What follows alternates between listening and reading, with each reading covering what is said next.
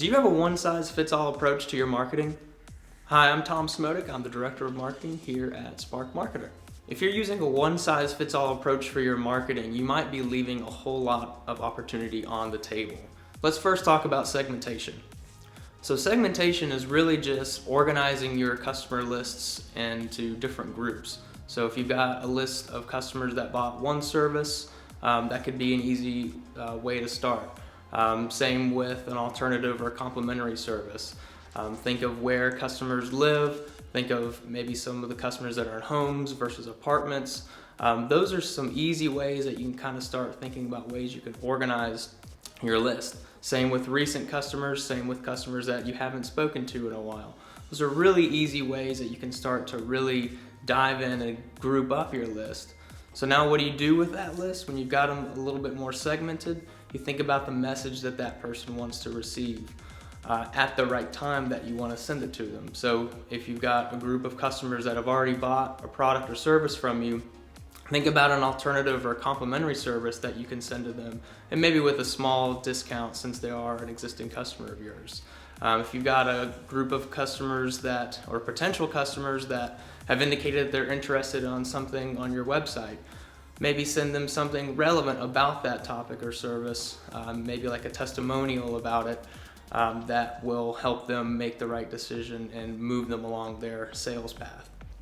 So once you've got your lists and your groups segmented, a lot of the hard work is done. You want to make sure you're keeping them up to date as you get new customers or your repeat customers come back to you. So then you can really craft some really interesting and relevant and timely campaigns for those customers in the future. As the weather turns, or maybe there's an early fall, think of ways, and you can really get creative once you've got these lists about how you want to reach those different customers and speak to them directly, speak to them about what they're going to be most interested in, and maybe even give them a special offer or small coupon so they can take an action with you again. And so you might be thinking, okay, how do I do this? Well, there's a lot of tools out there, such as Active Campaign, Keep, formerly known as Infusionsoft. There's a lot of customer relationship management tools out there. Really think about some of the tools that you're using, because I bet you've already got some ways to do this, but really just want to pay attention and look at the tools that you've got so you really can get the most money for your dollar that you're spending on those. So again, main things to keep in mind: make sure you're segmenting your lists and your customers and giving them the most relevant information at the right time, at the right place. So they're much more likely to be receptive to those messages.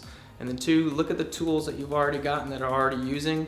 If you've got a customer relationship management tool known as a CRM, that's a great place to start. If not, you can even start manually, pen and paper, and just start grouping some of those customers and figuring out ways to get creative and reach those customers. Thank you so much, and we'll see you next time.